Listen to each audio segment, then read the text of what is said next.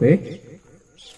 అయితే కొన్ని విషయాలను మనం ఆలోచన చేస్తూ ఉన్నప్పుడు గత వారము నూతన సంవత్సరము కొన్ని తీర్మానాలు మనం తీసుకోవాలని మీతో చెప్పాను. గత వారము మనం తీసుకోవాల్సిన తీర్మానం ఏమని చెప్పాను అంటే క్రైస్తవుని యొక్క లేకపోతే యేసుక్రీస్తు వారిని విశ్వసించిన వారి యొక్క ప్రాథమిక బాధ్యత ఏమిటి అంటే సమాజముగా కూడటం, అనగా మందిరములోకి వెళ్ళి విశ్వాసులతో కలిసి ఏం చేయాలి అంటే వాళ్ళని రేపుతూ ఉండాలి. ఒక యేసయ్యను నమ్ముకున్న ఒక బిడ్డ యొక్క ప్రాథమిక బాధ్యత, లేకపోతే యేసయ్యని నేను స్వరక్షకునిగా అంగీకరించాను అనే చెప్పే ప్రతి విశ్వాసి యొక్క ప్రాథమిక బాధ్యత ఏమిటి అంటే ఆ వ్యక్తి సంఘముకు వెళ్ళి సంఘములో ఉన్న విశ్వాసులతో కలిసి, రెండవది ఏంటి అంటే వాళ్ళని రేపే విధముగా, వాళ్ళని దేవుని పనుల కోసం ఆయత్తపరిచే విధముగా, ఇదిగో నిన్ను నన్ను చూసి ఇదిగో మిగతా వారికి ఇదిగో ఈ విధంగా నేను బ్రతకాలి, ఈ విధముగా నేను జీవించాలి, ఈ విధముగా నేను మిగతా వ్యక్తులకి మర్యాద ఇవ్వాలి, ఈ విధముగా నేను తోటి సహోదరులను ప్రేమించాలి, ఈ విధముగా నేను తోటి సహోదరులాగా ఏం చేయాలి, వారి కోసం కష్టపడాలి, ఈ విధముగా నేను ప్రతిదీ కూడా చేయాలి అని మిగతా విశ్వాసులు నిన్ను నన్ను చూసి రేపబడాలి, లేపబడాలి. ఇది క్రైస్తవునిగా దేవుని నమ్ముకున్న ప్రతి బిడ్డ యొక్క ప్రాథమిక బాధ్యత ఈ రెండు. అయితే కొందరు ఏం చేస్తున్నారంటే సమాజంగా కూడుకొనుట మానుచున్నారు. ఎందుకు ఆ యొక్క మాటని పౌలు గారు ఆ హెబ్రీ సంఘానికి మళ్ళీ తిరిగి జ్ఞాపకం చేయాల్సిన విషయం వచ్చింది అంటే, సాధారణంగా దేవుని నమ్మే విశ్వాసులలో, దేవుని అంగీకరించిన విశ్వాసులలో దేవుడు మా కోసం అనేక మేలులు చేశాడు, మమ్మల్ని కాపాడాడు, మమ్మల్ని రక్షించాడు, మమ్మల్ని చాలా లేవనెత్తాడు అని చెప్పే ప్రతి విశ్వాసి సాధారణంగా సాతాను వారిని చేసే మోసం ఏమిటి అంటే వారిని ఎవరైతే పవిత్ర హృదయము కలిగి ప్రభువుకు ప్రార్థన చేస్తారో వారితో పాటు ప్రేమని, విశ్వాసాన్ని, నీతిని, సమాధానాన్ని వెంటాడకుండా చేస్తుంది. మరి వాళ్ళని దేంతో చేస్తుందంటే యవనేచ్ఛలకి, శరీరేచ్ఛలకి. అందుకే తిమోతి అన్నాడు కదా, నీ శరీరేచ్ఛల నుండి పారిపోయి తర్వాత చేయాల్సిన పని ఏంటంటే ఎవరైతే పవిత్రమైన హృదయము కలిగి ప్రభువుకు ప్రార్థన చేస్తూ ప్రేమ కలిగి విశ్వాసము కలిగి సమాధానంగా ఉంటూ నీతిగా జీవిస్తారే, ఈ గుంపుతో నువ్వు నేను కలవాలి అని. కానీ సాధారణంగా విశ్వాసులందరూ చేసే పని ఏంటి అంటే ఆ కృతజ్ఞతని కొంతకాలం గుర్తుపెట్టుకుంటాము, ఆ మేలు చేసినప్పుడు ఆ యొక్క జిల్లు ఉంటుంది చూసారా, అప్పుడు అందరికంటే ముందు మనం ఉంటాము, అందరికంటే చర్చిలో ముందు మన చెయ్య ఉంటది, అందరికంటే పనుల్లో మన ఆలోచనలు ఉంటాయి, అందరికంటే ముందు మనం వచ్చి చర్చి ఓడడం మొదలు పెడతాము, తొడవడం మొదలు పెడతాము, సర్దడం మొదలు పెడతాము. కానీ రాను రాను రాను రాను ఏమైపోతుంది అంటే వాళ్ళు కనపడడం తగ్గుతూ ఉంటారు. అయ్యా దానికి కారణం ఏంటి అంటే వాళ్ళు శరీరేచ్ఛలలో పడ్డారు. అనగా మీరు తప్పుడు ఆలోచన అనుకుంటారేమో సుమా, తప్పుడు ఆలోచనలు అయితే కరెక్ట్గా ఆయన రాసేవాడు. ఏమని? మీరు ధనాపేక్షలయ్యో, లేకపోతే మీరు కామాతురత కలిగిన వారయ్యో, ఆ పదాలు డైరెక్ట్ గా రాశాడు. దేవుడికి అలాంటిది ఏమి లేదు. అయితే ఇక్కడ శరీరేచ్ఛలను ఎందుకు అన్నాడు అంటే శరీరానికి కొన్ని ఇచ్చలు ఉంటాయి, దానికి ధనము సంపాదించడం ఇష్టం కాబట్టి మందిరానికి రాలేమయ్యా. శరీరానికి కొన్ని ఇష్టాలు ఉంటాయి, దానికి ఏదైనా ఇబ్బంది వస్తే దాన్ని బయటికి లేవనెత్తలేమన్నమాట. అనగా ఒక జ్వరం వచ్చింది, ఒక తలనొప్పి వచ్చింది, ఒక రోగం వచ్చింది అనుకోండి సపోజ్. ఇప్పుడు దాన్ని ఏం చేస్తాం మనం? ఇప్పుడు బయటికి వెళ్ళలేం. కాబట్టి దానికి ఇష్టం ఏంటంటే పడుకోవటం, దానికి ఇష్టం ఏంటంటే సైలెంట్ గా ఉండటం. కాబట్టి మనం ఏం చేస్తామంటే సమాజంగా కూడలేదు. ఈ విధంగా రీజన్స్ చెప్తే మీరు చాలా చెబుతారు. నేను అప్పుడప్పుడు అంటాను, మొన్న మా చర్చికి ఒక వదిన రాలేదనమాట. మళ్ళీ మా సంఘంలో పెద్దవాళ్ళు ఎందుకు రాలేదంటే పండగ కదా సోమవారం బూజు దులుపుకున్నామని చెప్పి ఆదివారం ఆరాధనకి రాలేదన్నారు. చాలా నవ్వుతూ చెబుతున్నాను కానీ లోపల చాలా బాధపడ్డాను. చాలా వేదన వస్తుంది. అంటే వాక్యాన్ని ఇన్ని సంవత్సరాలకు వినిపిస్తున్నామే, దేవుని మాటలు ఉన్నవి ఉన్నట్టుగానే చెప్పగలుగుతున్నామే, దేవుని హృదయాన్ని చక్కగానే పరిచయం చేయగలుగుతున్నామే, కానీ ఒక చిన్న బూజు దులుపుకోవడం కోసం సమాజ మందిరాన్ని అనగా విశ్వాసుల గుంపులో చేరకపోవటం అన్నది ఎంత దారుణమైన విషయం. అందుకే ఆయన అన్నాడు అనమాట, శరీరేచ్ఛలలో ఇక మీరు అన్నని పెట్టుకోండి. ఆ సంఘానికి రాకుండా చెప్పే సాకులు ఎన్ని ఉంటాయి, చాలా ఉంటాయి. అవన్నీ కూడా శరీరానికి ఇష్టమైన పనులు. అందుకే తిమోతితో చాలా క్లియర్ గా చెప్పిన విషయం ఏంటి అంటే, ముందు ఆ ఇచ్చలకు నువ్వు దూరంగా ఉంటే అప్పుడు దానికి దూరంగా ఉండి నువ్వేం చేయాలంటే ఆ ప్రభువుకు ప్రార్థన చేస్తూ నిస్వార్థమైన హృదయం కలిగి పవిత్రంగా ఉంటారే, వాళ్ళతో పాటు ప్రేమించడం నేర్చుకోవాలి, వాళ్ళతో పాటు విశ్వాసం ఎదగడం నేర్చుకోవాలి, వాళ్ళతో పాటు సమాధానంగా ఉండటం నేర్చుకోవాలి, వాళ్ళతో పాటు నీతిగా బ్రతకటం నువ్వు నేర్చుకోవాలి. అందుకే ఆయన అన్నాడు వెంటాడాలి. వెంటాడటం అంటే అర్థం ఏంటి తెలుసా? ఆ పదానికి అర్థం ఏంటి అంటే అది నేర్చుకునేదాకా వదలకపోవటం. ఆయన అనుకున్నదంతా సాధించే వరకు వదలకపోవడాన్ని వెంటాడడం అంటారు. మీకు బైబిల్లోని మంచి ఉదాహరణ చూపిస్తా వెంటాడడం అంటే. కనాని స్త్రీ ఒక ఆమె వస్తుంది యేసయ్య దగ్గరికి, నా కుమార్తెకి దెయ్యం పట్టిందయ్యా అని. ఎక్కడో విన్నది పాపం. ఆయనేమో తూరు సీదోనుల దగ్గర ఉంటాడు అనుకుంటా ఆ సమయానికి. కనాని ఎక్కడో, తూరు సీదోనులు ఎక్కడో. ఎవరో చెబితే యేసయ్య అన్ని రోగాలను తీసివేస్తున్నాడు, చాలా కనికరం కలిగిన వాడు, చాలా దయ కలిగిన వాడు అని చెబితే విని వచ్చిందనమాట. వచ్చిన తర్వాత ఆమె వచ్చి యేసయ్య ముందు నిల్చుంటే ఏం చేశాడంటే యేసయ్య ఆమెను పట్టించుకోకుండా వెళ్ళిపోయాడు. నిజంగా పట్టించుకోలేదు ఆమెను. పట్టించుకోకుండా వెళ్ళిపోతే ఆమె ఏం చేసింది అంటే శిష్యులను వెంటాడింది అనమాట. ఇక శిష్యులకు మెంటలు వచ్చేసి ఏమన్నారు అంటే, అయ్యా ఏమో సంగతి ఏదో కొంచెం చూడు, మమ్మల్ని మాటి మాటికి విసిగిస్తుంది అని చెప్తాడు అనమాట శిష్యులు. అప్పుడు మళ్ళీ యేసయ్య మళ్ళీ వచ్చి, అమ్మా నేను మీకోసం రాలేదు, చాలా చాలా మాట్లాడతాడు. ఈవెన్ కుక్క అని కూడా అంటాడు అనమాట. అయినా సరే ఆమె వదిలిపెట్టదు. మొత్తానికి ఏమైంది అంటే తన శిష్యులు కాలు పట్టుకుంది, యేసయ్య కాలు పట్టుకుంది. మొత్తానికి వెంటాడి ఏమి నేర్చుకుందంటే తన కుమార్తెను బాగు చేసుకుంది. వెంటాడడం అంటే అర్థం ఏంటి అంటే దాన్ని సాధించేంత వరకు కూడా వదలకపోవటం. ఒక అప్పిచ్చినోడు బాగా వెంటాడతాడు. ఎప్పుడు దాకా? నువ్వు చచ్చిపోయినా పర్లేదు కానీ వాడు అప్పు తీసుకునేదాకా. అవునా కాదా? అంటే వెంటాడమని అందుకంటే బైబుల్లో పదజాలం చాలా జాగ్రత్తగా మీరు నోట్ చేసుకోవాలన్నమాట. ఒక పదమును కూడా పట్టుకోవాలి ఒక్కోసారి. ఆ పదమును పట్టుకుంటేనే దాని యొక్క డెప్త్, దాని యొక్క లోతు, దాని యొక్క అంతర్యము మనకు అర్థమవుతుంది. వెంటాడటం అనేది అంత స్థితి కలిగిన పదం అన్నమాట. ఎందుకు ఇదంతా చెబుతున్నాను అంటే మీకు తెలుసో లేదు, ఆదివారం సన్నిధానానికి రావడం ఉద్దేశం ఏంటి అంటే నాకు నాది సంపాదించే ధనం కంటే, నాకు నా బంధువుల కంటే, నా మిత్రుల కంటే, లేకపోతే నాకు నా శరీరం యొక్క ఆనందాల కంటే, లేకపోతే నా శరీరానికి వచ్చే రోగాల కంటే కూడా నీవే నాకు అధికమైన ప్రియమైన దేవుడవు. అందరికంటే నీవే ఎక్కువ. ధనము కంటే నీవెక్కువ, నా రోగము కంటే నీవెక్కువ, నా బంధువులు, నా చుట్టాలు, నా సంతోషము, వీటన్నిటికంటే కూడా నీవే ఎక్కువ అని మొదటి సూచన సంఘానికి రావటం. మిగతా వాళ్ళు చూస్తుంటారు, ఏమేంటయ్యా బాబు ఆదివారం ఓటీ చేస్తే డబ్బులు ఇస్తామన్నా సరే ఉండదేంటి?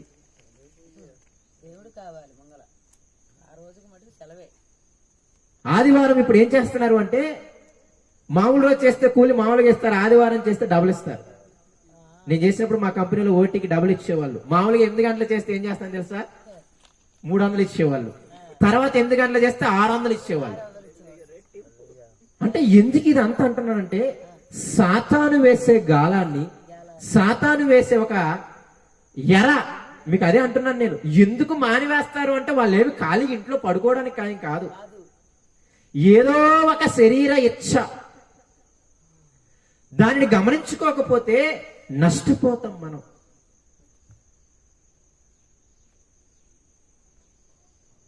ఈ విధముగా దేవుడే నాకు అధికమైన వాడని మిగతా వాళ్ళకి సాక్షి బిడ్డగా ఉండాల్సిన వాళ్ళం మనం. ఆమె 1000 రూపాయలు ఇచ్చిన రాదయ్య ఆదివారం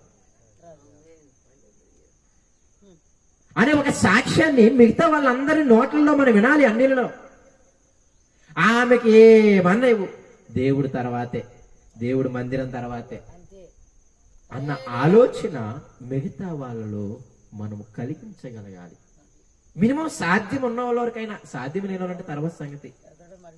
కానీ దానికి నేను పోయిన వారం సొల్యూషన్ చెప్పాను.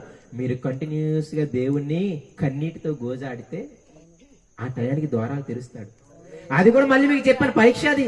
ఏమి నిజంగా నన్ను పూర్ణ హృదయముతో, పూర్ణ ఆత్మతో, పూర్ణ మనసుతో ప్రేమిస్తుందో లేదా అని చెప్పడానికి మళ్ళీ అది మనకి పరీక్ష. ఇవన్నీ ఆలోచించినప్పుడు ఆశ్చర్యం వేస్తుంది. పరీక్షలు ఎంత లోతుంటది తెలుసా? చాలా లోతుంటది, మీకు తెలియదేమో. ద్వితీయోపదేశకాండం 13వ అధ్యాయం అంటాడు, ఆ పరీక్ష చదివినప్పుడు నాకు ఆశ్చర్యం వేస్తుంది. ఇదిగో అబద్ధ ప్రవక్తలు వస్తారు, కలలుగని వారు వస్తారు, వాళ్ళు వచ్చి ఇతర దేవతలను పూజించడానికి, మిమ్మల్ని ప్రేరేపించడానికి వాళ్ళు సూచక్రియలు చేస్తారు, అద్భుతాలు చేస్తారు అంటాడు అనమాట. అయితే మీరు వాళ్ళని నమ్మకూడదు అంటాడు. తర్వాత ఏమంటాడు తెలుసా? అవి జరిగినను అంటే వాళ్ళు కూడా అద్భుతాలు చేస్తారు, వాళ్ళు కూడా సూచక్రియలు చేస్తారు. అవి జరిగినను మీరు నమ్మకూడదు. ఒకవేళ ఎందుకయ్యా నువ్వు జరిగేలా చేస్తున్నావు అంటే, మీరు పూర్ణ హృదయముతో, పూర్ణ ఆత్మతో, పూర్ణ మనసుతో యెహోవాను మీరు ప్రేమిస్తున్నారా లేదా అని చెప్పటానికి, మీరు శరీర ప్రియులా లేకపోతే దేవుని ప్రియులా, మీరు వ్యాధుల ప్రియులా లేకపోతే దేవుని ప్రియులా, మీరు అద్భుతాల ప్రియులా లేకపోతే దేవుని ప్రియులా అని పరీక్షించటానికి దేవుడు వారికి కూడా అద్భుతాలు చేసే శక్తి ఇచ్చాడంట. ఆ అద్భుతాలకు వాడబడిన పదం ఏంటి అంటే, యేసుక్రీస్తు వారి అద్భుతాలు చేశాడు, యేసు సూచక్రియలు చేశాడే అదే పదం. అంటే ఇవన్నీ కూడా నేను ఎందుకు అంటున్నాను అంటే, ఒక పరీక్ష. ఒక క్రైస్తవుని ప్రాథమిక బాధ్యత ఏమిటి అంటే, విశ్వాసుల గుంపులో చేరి మిగతా వారిని మాదిరిగా ఉండి వారిని లేపాల్సింది పోయి, సరే పోని దేవుడు అంతవరకన్నా వదిలేసి, సరే కనీసం నువ్వన్నా పరిశుద్ధుల గుంపులో జరి, నువ్వన్నా ముందు లేపబడి తర్వాత సంగతి. నువ్వు ఇంకొకరిని లేపావు తర్వాత లేదు కానీ, ఇంకొకరికి మాదిరిగా ఉన్నావు లేదు కానీ, నువ్వన్నా ఆ పరిశుద్ధ గుంపులో చేరితే ఆ వ్యక్తిని చూసి నువ్వన్నా రేపబడతావు, నువ్వన్నా లేపబడతావు. చివరికి అక్కడికి దిగజారిపోయింది పరిస్థితి. దేవుడి ఉద్దేశం సమాజంగా కూడడం వేరు. నువ్వు కూడి అనేక మందిని రేపుతావని, అనేక మందిని మాదిరిగా ఉండేలా చేస్తావని, పోనీ అది దిగజారిపోయి ఏమైపోయిందంటే, కనీసం నువ్వన్నెళ్ళి నీ వరకు నువ్వన్నా బ్రతుకుతావని. కానీ ఈ శరీర ఇచ్చలనే పరీక్షలో ప్రతి క్రైస్తవుడు మోసపోతున్నా. మీకు అన్ని సాకులు వస్తుంటాయి. ఇప్పుడు చర్చికి రాకుండా ఎన్ని సాకులు ఎంతమంది చెప్తుంటారో. అవన్నిటికీ దేవుడు వాడిన ఒకే ఒక పదం, శరీర ఇచ్చలు, శరీరముల ఇష్టం. వాళ్ళకి దేవునితో గడపడం కంటే కూడా ఫ్రెండ్స్తో గడపడం ఇష్టం. వాళ్ళకి దేవుని కుటుంబంతో గడపడం. రెండో విషయం ఉందే, ఏంటి తెలుసా? నాకు అందరికంటే కూడా నా సహోదరులు నాకు ఎక్కువ. ఇది రెండో విషయం మందిరానికి వెళ్ళడానికి కారణం. ఏంటి తెలుసా? అన్నిటికంటే నాకు దేవుడు ఎక్కువ, అన్నిటికంటే ధనము కంటే, లేకపోతే ఐశ్వర్యము కంటే, లేకపోతే బంధువుల కంటే, చుట్టాల కంటే, విందులు వినోదాల కంటే, లేకపోతే ఇంకా ఏదైనా సరే రోగము వ్యాధుల కంటే కూడా నాకు దేవుడు ఎక్కువ అని ఒకటి రుజువైతే, రెండో విషయం ఏంటి తెలుసా? నా సహోదరులు నాకు ఎక్కువ. వాళ్ళని చూడకుండా నేను ఉండలేను, వారిని కలవకుండా నేను ఉండలేను, వారితో మాట్లాడకుండా నేను ఉండలేను అనే స్థితి అంట. అందుకే క్రైస్తవులకు వాడబడిన పదం ఏంటి అంటే, మనందరము కుటుంబం అన్నాడు. ఎఫ్సి సంఘం ఏమంటాడు తెలుసా పౌలు? ఏ తండ్రి చేత అయితే మనందరము కుటుంబముగా పిలవబడుచున్నాము అన్నాడు. అంటే కుటుంబం అంటే అర్థం ఏంటి తెలుసా? కుటుంబం అంటే అర్థం ఏంటి చెప్పండి? రాత్రికి వెళ్ళి ఎక్కడికి వస్తారు మీరు? ఎందుకు వస్తారు చెప్పండి? గోడలు చూడడానికి కాదు, నువ్వు అందంగా కట్టుకుని ఇల్లు చూడడానికి కాదు. ఆ ఇంటిలో ఉండే భర్త మీద ప్రేమ, ఆ ఇంటిలో ఉండే పిల్లల మీద ప్రేమ, వాళ్ళని చూడకుండా ఉండలేని స్థితి కుటుంబానికంటే అర్థం అది. అంటే వారానికి ఒకరోజు కూడా నీ సహోదరులను చూడాలి, వాళ్ళ బాగోగులను పరామర్శించాలని ఆశ లేకపోతే దాన్ని ఎలా కుటుంబం అంటాం? మనకి తెలియకుండా, అదే అంటాను నేను, లోతులకు వెళ్ళే కొలది మనం చేసే పాపాల సంఖ్య పెరిగిపోతా ఉంటది. ఇదిగో నాకు ధనము కంటే, వ్యాధుల కంటే, లేకపోతే ఐశ్వర్యము కంటే, పేరు ప్రఖ్యాతుల కంటే, విందుల కంటే, వినోదాల కంటే, ఇదిగో నా కుటుంబంతో కలవటం, నా విశ్వాసులను చూడటం, వాళ్ళతో మాట్లాడటం, వాళ్ళతో గడపటం, వాళ్ళ బాగోగులు తెలుసుకోవటం, వాళ్ళ కష్టాలు తెలుసుకోవటం, వాటిలో పాలు పొందటం, అవన్నీ తెలుసుకొని ఇంటికి వచ్చిన తర్వాత వారి గురించి కన్నీరుగాచి ప్రార్థన చేయటం. ఇలా చేయకుండా నేను ఉండలేనయ్యా, నాకు దొరికేదే ఒకరోజు అని అంత బంధాన్ని మన మధ్య పెట్టాడంట. కనిపిస్తుంటది. అందుకే అప్పుడప్పుడు విశ్వాసం ఏదైనా తప్పులు చేసినా ఎమ్మటే తిట్టాలని మేము తిట్టుకుంటూ కోపడతాం, కానీ తర్వాత వెళ్ళిన తర్వాత కోపడలేని స్థితి. ఎందుకు అంటే చాలాసార్లు ఈ మధ్య నేను ఆలోచన నాకు దేవుడు బాగా నేర్పించిన ఒక పాఠం ఏంటి అంటే, ఏ విశ్వాసి గురించి కూడా ఇంకొక విశ్వాసి దగ్గర తక్కువ చేసి మాట్లాడకూడదు, వాడు తప్పులు చేసినా సరే. అది నేను బాగా ఎరిగాను అనమాట ఈ సంవత్సరంలో. ఏ విశ్వాసిని కూడా ఇంకొక విశ్వాసి ఎదుట తక్కువ చేసి మాట్లాడటం మంచిది కాదు. చక్కగా ఆ విశ్వాసి దగ్గరికి వెళ్ళి ఉన్నదన్నట్టు ప్రేమతో చక్కగా చెప్పి వచ్చేయడం అంత ఉత్తమం ఏది లేదని అర్థమైందనమాట. ఎందుకంటే వాళ్ళు కుటుంబమే, వాళ్ళు మన కుటుంబం అన్నమాట. అంటే ఇది నేను అంటున్నాను, ఎందుకంటే ఒక క్రైస్తవుని ప్రాథమిక బాధ్యత ఇది. ప్రేమైన దేవుని పిల్లలారా, అసలు ఈ ప్రేమ లేకపోతే అసలు బైబిల్ ఇచ్చి వృధా. బైబిల్ అంతా దేనితో నిండిందంటే కృతజ్ఞతతో నిండింది. కృతజ్ఞత అనే పదము చాలా ఎక్సలెంట్ పదం. దావీదును హృదయానుసారుడైన మనుషులు అనడానికి ప్రధానమైన ఇంకొక కారణాలు, ఒక కారణం కృతజ్ఞత కలిగినోడు. అసలు అది చూస్తుంటే చాలా ఆశ్చర్యం అనిపిస్తుంది అనమాట. అడవుల్లోకి అరణ్యాలకి వెళ్ళిన ఆయనతో పాటు సైన్యం వెళ్ళిపోయారు. అంతమంది అలా ఎలా కలిగారు అనుకుంటున్నారు? వాళ్ళందరికీ దావీదు చూపిన ప్రేమ వాళ్ళలో ఉంది. ఒక ఆయన నాకు ఆశ్చర్యం వేస్తుంది తెలుసా, అయ్యా నువ్వు ముసలివాడివి కదా, నువ్వు వెళ్ళిపో అని అన్నా సరే ఆయన ఏమంటాడు తెలుసా, నాతో ఉండిపో అని అంటే, నేను ముసలివాడిని, నీకు భారం అవుతాను, వద్దులయ్యా. ఆయన మంచి ధనవంతుడు అంట.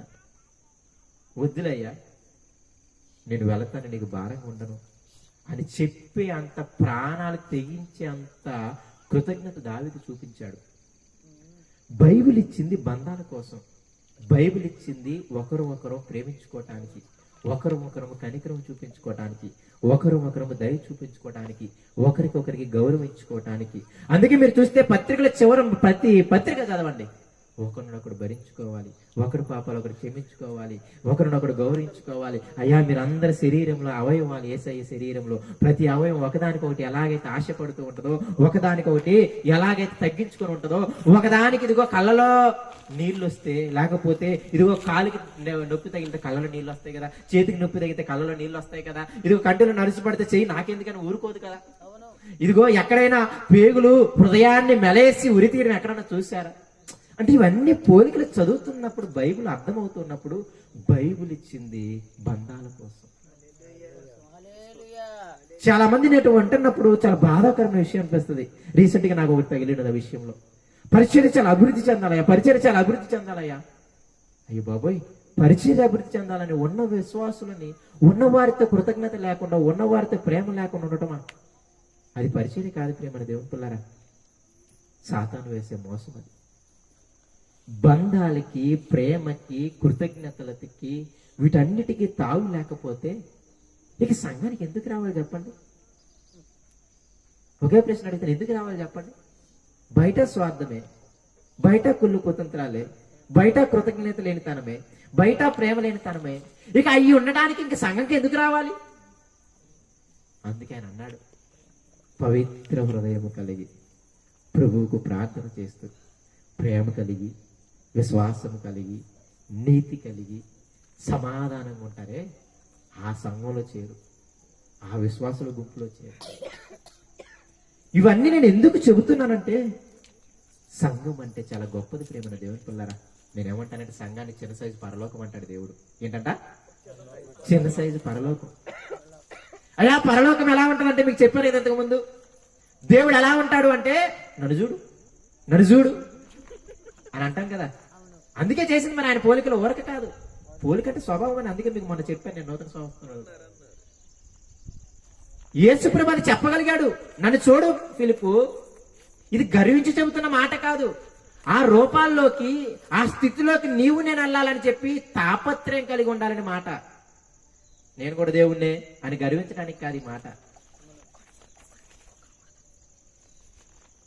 ఎందుకు ఇదంతా అంటున్నానంటే సంఘముతో అంత బాండింగ్ ఉండాలి, సంఘము మధ్య అంత ప్రేమ ఉండాలి, సంఘము మధ్య అంత నిజంగా ప్రేమ దేవుని పిల్లరా మీకు అసలు వెళ్ళాలనిపించాలి. కొందరు చూడండి, ఆ సహోదరుని చూడాలి, ఆ సహోదరితో మాట్లాడాలి అనే తాపత్రయం కలుగుతుంది. ఆ భావంలోకి విశ్వాసులు వెళ్ళలేకపోతున్నారు. ఏదో వెళ్ళాలి మందిరానికి ఆదివారం తప్పదు, ఏదో వెళ్ళాలి మందిరానికి ఆదివారం తప్పదు అనే స్థితిలో వెళుతున్నారు. కానీ అయ్యో నా దేవుడితో నేను సహవాసం చేయాలి. నేను చెప్పాను ఆ భక్తుడు ఏమంటున్నాడు తెలుసు, నేను ఎప్పుడు ఆయానికి వెళ్దును, నేను ఎప్పుడు దేవుని ముఖమును దర్శనం చేసుకుందును అని ఆ భక్తుడు తాపత్రయపడుతున్నాడు కదా.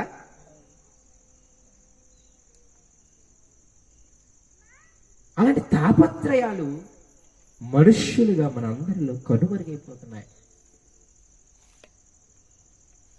సంఘం అనగానే వేరే వాటికి వెళ్ళకూడదు. అవన్నీ చిన్న చిన్నవి. నేను అప్పుడప్పుడు అంటాను, అవన్నీ కుక్క బిస్కెట్ లాంటివి అనమాట. ఆరోగ్యాలు కానీ ఇవన్నీ కూడా ఇవి ఉంటే ఆటోమేటిక్గా ఇచ్చేస్తాడు. ప్రేమ ఉంటే ఎవరు పెట్టరు చెప్పండి. మీకు ప్రేమ ఉంటే మీకోసం ప్రార్థన చేయరా? ప్రేమ ఉంటే మీకు సహాయం చేయరా? ప్రేమ ఉంటే మీకోసం కన్నీరు కాచరా? కారణము అంత ప్రేమని నేను పొందుకోలేదు. అంత మాదిరి తత్వము నేను తోటి విశ్వాసానికి చూపించలేదు. ఆ మాదిరి తత్వాన్ని కానీ నువ్వు చూపించగలిగితే ఎప్పుడు వాడు నీ దగ్గరికే వస్తాడనమాట. ఆమె ఏ బాధ వచ్చినా నీ దగ్గరికే వస్తుందన్నమాట. సంఘం మీద దేవుడు పెట్టుకున్న ఆలోచన చాలా గొప్పది. సంఘం మీద దేవుడు పెట్టుకున్న ఆశ చాలా గొప్పది. పరలోకం ఎలా ఉంటుంది అంటే, పరలోకంలో విశ్వాసులందరూ అయ్యా నీ దగ్గర ఉంటారు కదా, పరలోకం వచ్చిన భక్తులందరూ వాళ్ళు ఎలా ఉంటారు, వాళ్ళ ప్రేమలు ఎలా ఉంటాయి, వాళ్ళ అనురాగాలు ఎలా ఉంటాయి, అవన్నీ చూపించడానికి సంఘమును గుమ్మికూడాడు ప్రేమను దేవుని పిల్లలారా. కానీ ఏమైపోయింది అంటే, మీరు ఆలోచన చేయండి, ప్రేమలు లేవు, అనురాగాలు లేవు. నిజంగా నీ కోసం నా కోసం పరితపించి ఒక విశ్వాసాన్ని రాగలుగుతున్నాడా? నేను చూడాలని వస్తుందా, నాకు ప్రతి ఆదివారం నేను చూడాలని, నీతో మాట్లాడుతుంటే చాలా ఆనందంగా ఉంటుందయ్యా, అందుకే నేను వస్తున్నానని ఏ విశ్వాసాన్ని చెప్పగలుగుతున్నాడా? దాని అర్థం ఏంటి తెలుసా? అందుకే పౌలు గారు తిమోతితో అన్నాడు, తిమోతి నువ్వు ప్రేమించడానికి ప్రయాసపడాలి. ప్రేమించడానికి ప్రయాసపడాలా? కంపల్సరీ ప్రయాసపడాలి. నీ టయాన్ని వెచ్చించాలి, నీ ధనాన్ని వెచ్చించాలి. ఇన్ని వెచ్చిస్తేనే వాడు ప్రేమ దగ్గర అవుతుంది. అంతేనే కదా. ఒక కుటుంబానికి ఒంట్లో బాగాలేదనుకోండి, నువ్వు ఇంట్లో ప్రశాంతంగా పడుకున్నావు అనుకోండి, ఎవరన్నా ఆ వ్యక్తికి నీ మీద ప్రేమ వస్తుందా? లేదు. ఇప్పుడు ఏం చేయాలి తెలుసా? 1 గంట నీవేం చేయాలి? ఆ వ్యక్తి కోసం టయాన్ని వెచ్చించాలి. ఎక్కడో ఇంటి దగ్గర నుండి బండి వేసుకొని ఆమె దగ్గరికి వచ్చి, ఆయన దగ్గరికి వచ్చి మాట్లాడి, మళ్ళీ నీ డబ్బులో ఒక 100 రూపాయలు పెట్టి మళ్ళీ ఫ్రూట్స్ కొనుక్కొని ఏమైనా కొనుక్కొని అక్కడ పెట్టి, ధనము ఖర్చు, టైం ఖర్చు, ఇవన్నీ ఖర్చు చేస్తే అవన్నీ ఇచ్చిన తర్వాత అప్పుడు ఆ విశ్వాసి నీకు బాండ్ అవుతాడు. అవునా కదా? అందుకే ఆయన అన్నాడు, ప్రేమించబడాలి అంటే నువ్వు కంపల్సరీగా ప్రయాసపడాలి. ప్రయాస లేని చోట ప్రేమ ఉండదు. మీకు తెలుస్తలేదో, మనం చేసిందే మన నెత్తి మీదకి వస్తుంది. మనం ఒక విశ్వాసి కోసం ఎంతగా ప్రయత్నం చేస్తామో, ఒక విశ్వాసి కోసం ఎంతగా పరితపిస్తామో, రేపు మన కోసం పరితపించే విశ్వాసులను దేవుడు లేపుతాడు. దేవుడు మనకి స్తోత్రం. నిజమే, నీవు ఒక విశ్వాసి కోసం, ఒక సహోదరుని కోసం, విశ్వాసం అనడం కూడా కాదు, సహోదరుడు అనండి, నా కుటుంబ వ్యక్తి అనండి. ఆ వ్యక్తి కోసం నువ్వు ఎప్పుడైతే పరితపించే హృదయం ఉంటుందో, నువ్వు ఎన్ని త్యాగాలు చేస్తావో గుర్తుపెట్టుకోండి. దానికి 30 దానికి 60 దానికి 100. నువ్వు ఇక్కడ రూపాయి వేస్తే పరలోకంలో 100 రూపాయలు. అంత ఇంట్రెస్ట్ ఎక్కడా రాదు. మీ భూగోళంలో ఎక్కడ తిరిగినా అంత ఇంట్రెస్ట్ రాదు. 1 రూపాయికి 100 రూపాయలు ఇచ్చేవాళ్ళు ఎవరున్నారు చెప్పండి? నువ్వు ఒక వ్యక్తి కోసం పరుగులడితే, ఒక సహోదరుని కోసం, ఒక కుటుంబంలో ఒక వ్యక్తి కోసం నువ్వు ప్రయాసపడితే 100 మంది వ్యక్తులను లేపుతాడు నీ కోసం ప్రయాసపడటానికి. ఆ ఆశ్చర్యాలన్నీ మీరు చూస్తుంటే మీకు దేవుడు వదలబుద్ధి అవ్వదు. అందుకే కీర్తన గ్రంథంలో దావీదు భక్తులుగా అన్నీ అనిపించేది. నా మీదకి రాజులు లేచారు, నా మీదకి అధిపతులు లేచారు, అయ్యయ్యో గొర్రెలు కాచుకునేవాడిని, బాలుడను, సౌలు రాజు, కానీ ఎంతమంది లేచినా ఏమీ చేయలేకపోయారు. ఆ అనుభవము, ఆ యొక్క మొత్తం ఏమైపోయింది అంటే, ఎన్ని బాధలు వచ్చినా నీ మీదే ఆశ పెట్టుకున్నా. ఇందాక చదివిన కీర్తన గ్రంథం కూడా మీరు చదివారు. అక్కడ ఏముంది ఒక మాట, నీ కృప నన్ను కాపాడుతుంది, నేను ఎప్పుడు నేను ఎదురు చూస్తున్నాను. ఇవన్నీ నేను ఎందుకు అంటున్నాను అంటే, సంఘముగా కూడటము, సమాజముగా కూడటము, ఆ విశ్వాసులతో బాండింగ్ కలిగి ఉండటం చాలా ప్రాముఖ్యం. మీ భర్తలను దానికి దూరం చేస్తే, మీ భార్యలను దానికి దూరం చేస్తే, మీ పిల్లలను దానికి దూరం చేస్తే రేపు మీ గుండెల మీదే తంతారు. దేవుణ్ణి ప్రేమించలేనోడు తల్లిదండ్రులను ప్రేమించడం అసాధ్యం. ఈ మాట మీరు గుర్తుపెట్టుకోండి.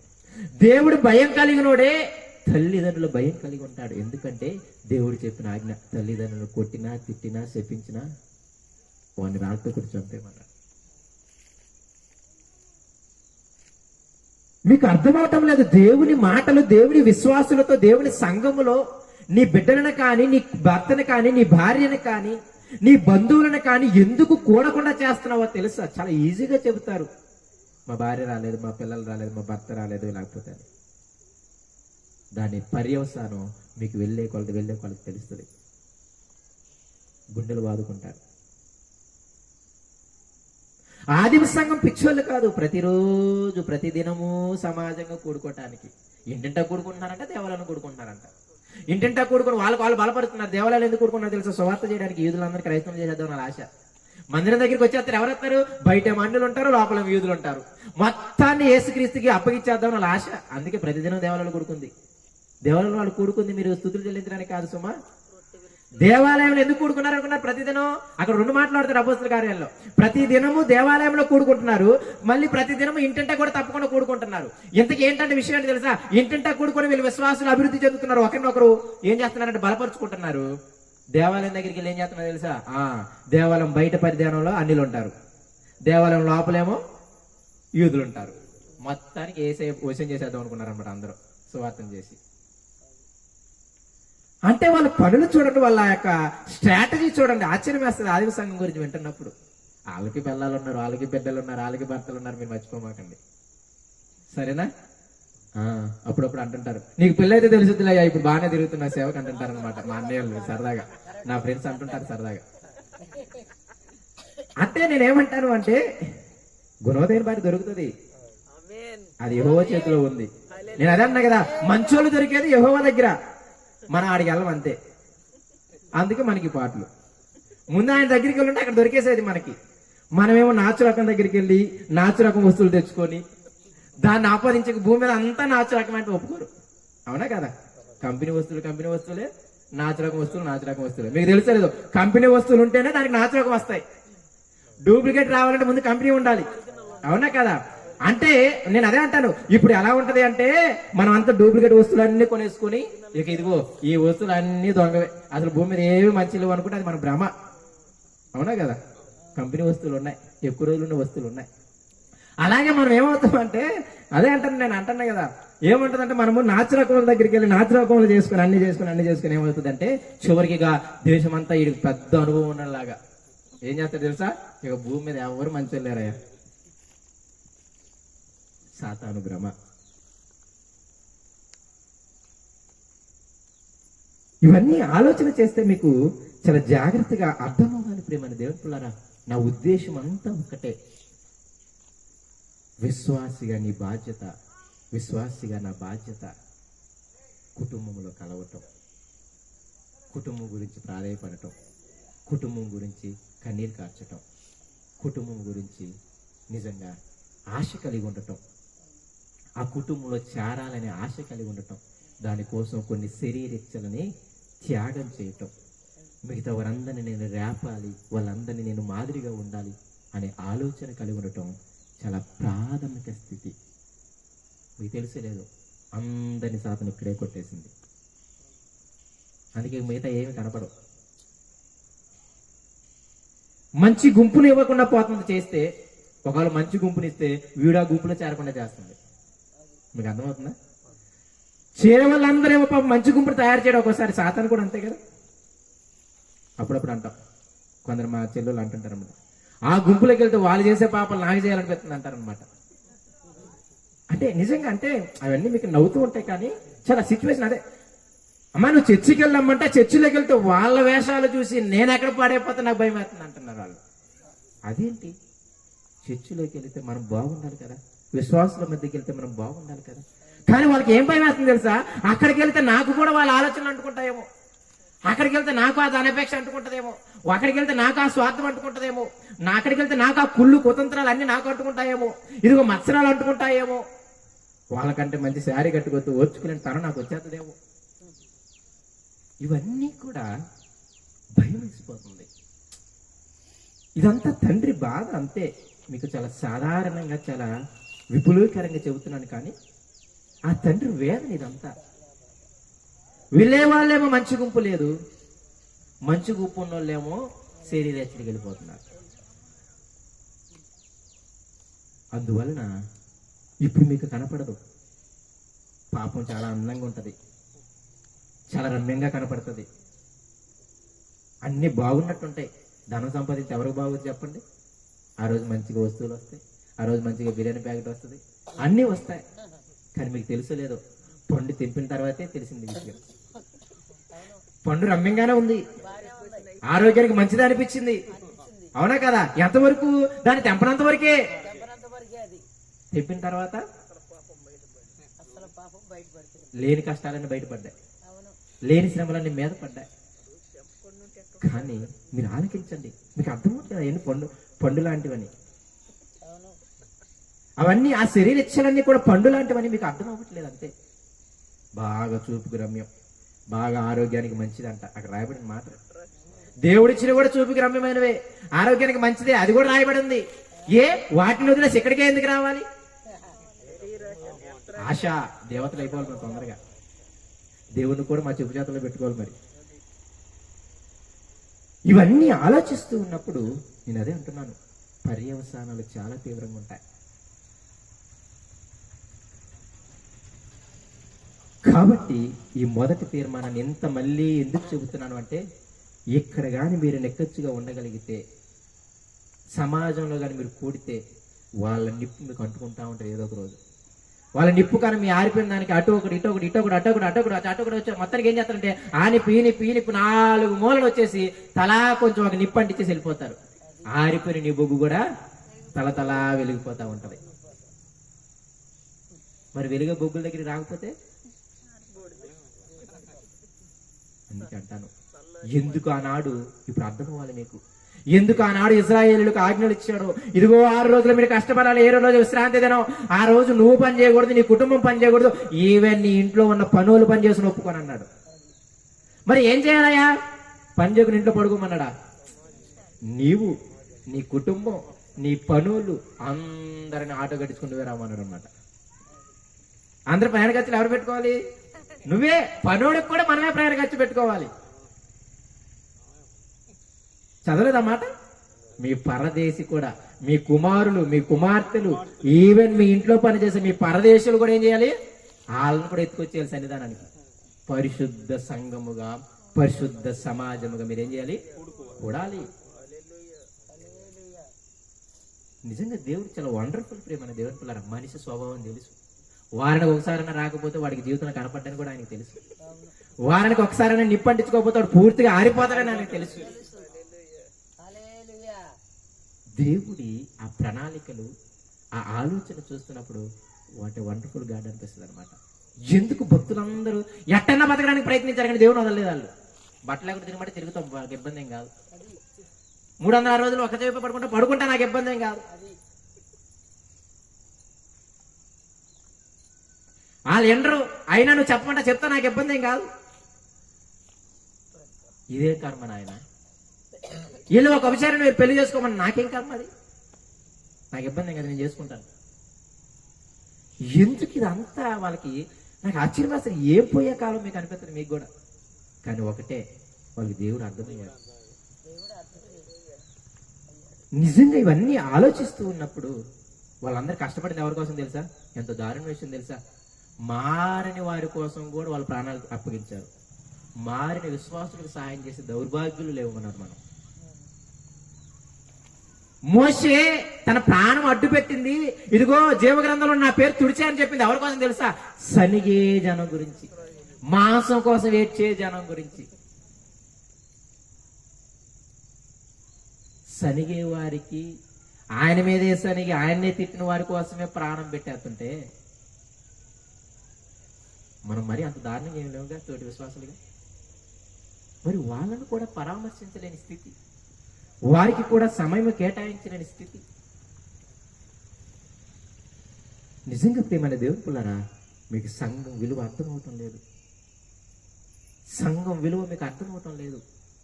మీకు అర్థమవుతుంది, వెళ్ళే కొలది మీకు అర్థమవుతుంది సంఘం విలువ. మంచి సంఘమే నిన్ను కష్టాలలో నష్టాలలో నిస్వార్థంగా ఉండగలదు. మిగతా వాళ్ళందరూ దోచుకునే వాళ్ళే, మిగతా వాళ్ళందరూ స్వార్థపరులే. నిజంగా సంఘము విలువ కొందరికి తెలిసి వస్తుంటది. పెళ్ళిళ్ళు వచ్చినప్పుడు తెలుస్తుంది సంఘం విలువ. ఇప్పుడు రోడ్డును పోయి ఏమైనా చేసుకోలేంగా, రోడ్డును పోయి ఏమైనా చేసుకోలేంగా. ఇప్పుడు మనుషులు అక్కడ దొరుకుతారంటే సంఘంలో దొరుకుతారు. ఎవరు చూస్తారు చెప్పండి? నువ్వు సంఘం కోసం కష్టపడి నీకెవరు చూస్తారు?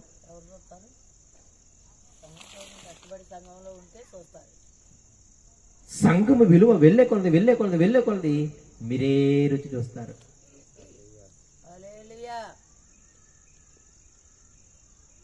నిజంగా ప్రియమైన దేవుని పిల్లలు, ఎందుకు అంటున్నాను అంటే, మీరు సంఘం లేకుండా జీవనం సాగించలేరు. నేనైనా మీరైనా ఏ భూమి మీద వ్యక్తి అయినా. లేకపోతే ఆయన పరిశుద్ధ సంఘంగా కూడమని చెప్పాల్సిన అవసరం లేదు. మీరందరూ జ్ఞాపకం పెట్టుకోండి, సంఘము చాలా విలువైనది. సంఘము చాలా విలువైనది. విలువైనది లేకపోతే యేసుప్రభు తన రక్తం కాచి మరి కొనాల్సినంత అవసరం లేదు. అవునా? సంఘముకి ఎంత విలువైంది అంటే ప్రాణం పెట్టే అంత గొప్పది.